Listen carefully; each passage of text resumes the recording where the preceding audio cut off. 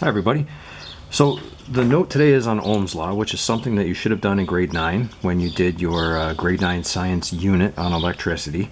If you didn't get to the electricity unit, depending on what teacher you had in grade 9, don't worry, there's no drawback. The calculation's very, very easy, and there isn't much that anybody in the class would remember from grade 9 anyway.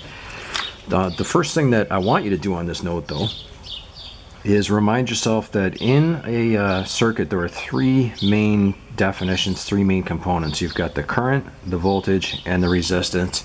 And part of a simple understanding of a circuit is actually just to really get an understanding of what those three things even are. And that will be actually much more clear on Friday when we continue this lesson. Right now, I want you to just write these definitions down. So you actually did have a definition already for current. That was yesterday's work. The rate, that's the important word, the rate at which charge flows through a material. And the standard metric units, we already did that. The standard metric unit is a capital A, and that's a last name, ampere. Okay, so let's move on. What about voltage? You all have heard of voltage before. I mean, everything that you plug in has a voltage. Wall sockets have a voltage that you've heard. Voltage is, it's kind of a tricky sort of thing to put into a definition and understand what it means. So this is what I wrote. Think of voltage as the pressure in a circuit. And putting that into more of a sort of physics terminology, instead of using the word pressure, it's the energy or the work needed to move each charge through a circuit. The standard metric units for voltage are a capital V, and that's volts. And actually volts, although it's a very common word that you've heard so many times in your life that you probably don't think of it as such, that's a last name as well. Actually, all three of these are last names. Resistance, the last thing in a circuit, is how difficult it is for current to flow through a material. So think of it as what's holding back the current. Standard metric units for resistance. This is a little weird one because now we're switching to a different alphabet again. It's actually this symbol here. It looks kind of like an upside down horseshoe. So draw sort of an upside down a U shape, bent inwards a little bit with two flat parts on the bottom. That's the omega symbol from the Greek Latin language, and you just have to get used to that. Those are the units. It's not a capital R. It's this, and the name for that starts with a capital O because it's a last name as well, ohms. And that scientist is exactly the one responsible for the law that we're using today, Ohm's law. So what Ohm's law does is it ties all three of these concepts together in a calculation. And you know, the easiest way to understand the calculation is to write it like this. And this isn't the way that it necessarily was written in grade 9. But the easiest way to write the calculation, because it makes a little bit more sense, is to think about what current is. Current is voltage divided by resistance. But don't just memorize that. Think about what I'm trying to say here.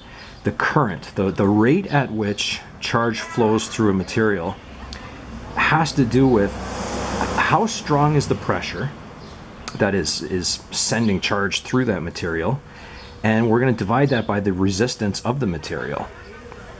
If you think about it like that, it makes more sense. What I'm trying to say is think about the common sense of this statement. Don't think about what's actually written on the page. Think about it. The easiest way to understand how these things tie together is that the current, think of a garden hose, for example, the water flowing through the hose. The rate at which water flows through the hose would depend on how hard you're turning on the tap. That would be the voltage, the pressure. And then it would also depend on resistances in the hose, whether there's little kinks, whether there's something sitting on the hose, squeezing the diameter of the hose and making it narrower. You'd have to put all those things into the calculation as well, and you wouldn't multiply by those things. It makes more sense to understand that you would divide. So you turn the hose on, that's the voltage, crank it up to whatever pressure you want. Water's going to start to flow, and the less resistance that the water encounters along the way, the harder it's going to flow. You didn't write it like this in grade 9, though. You rearranged it. So the common rearrangement that you're going to find is it's almost always written like this, that V equals IR. That's what you get if you rearrange it for voltage.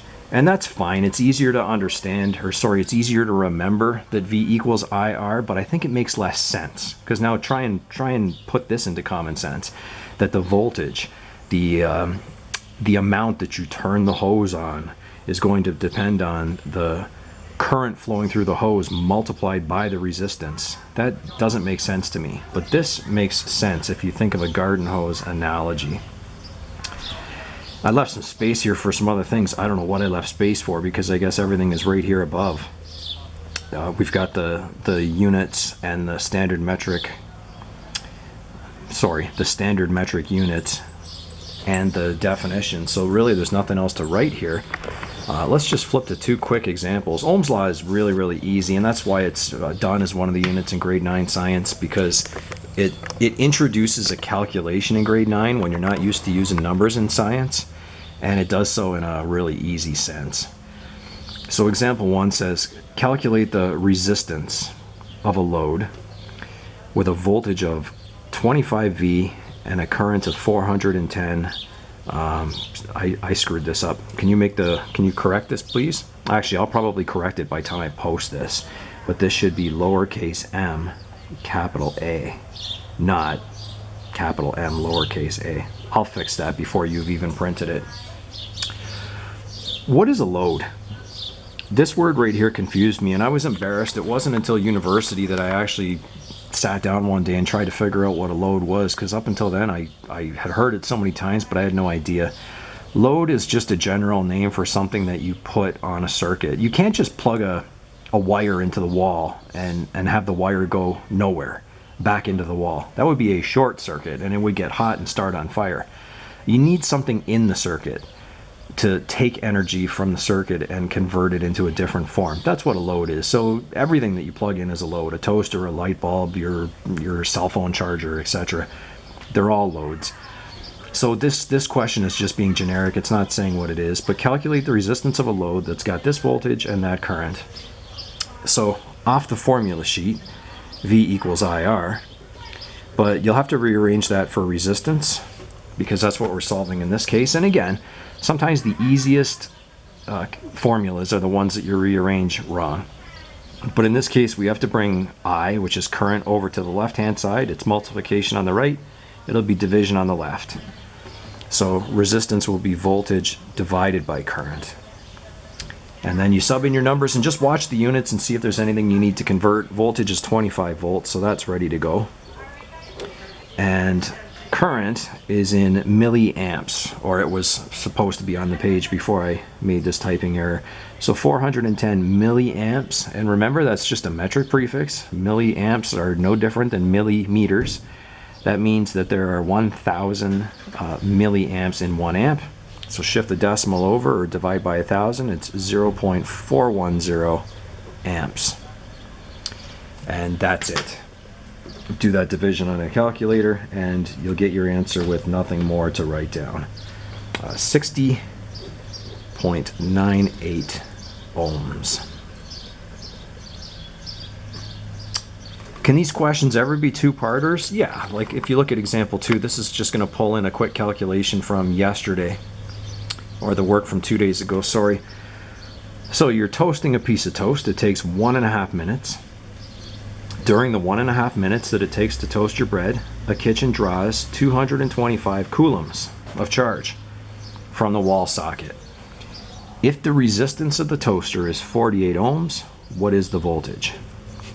So here's a question where it's got some of the things we did previously.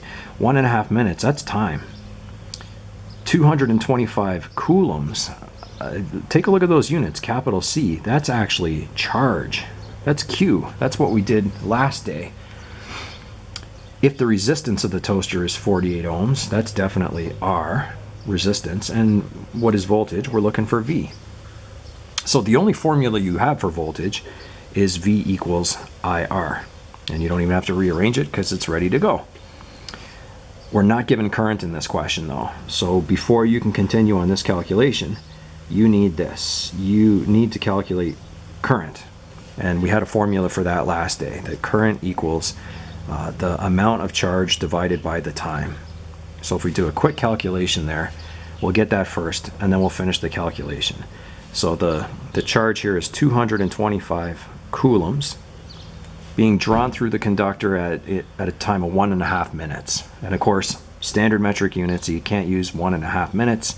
You have to convert that to 90 seconds.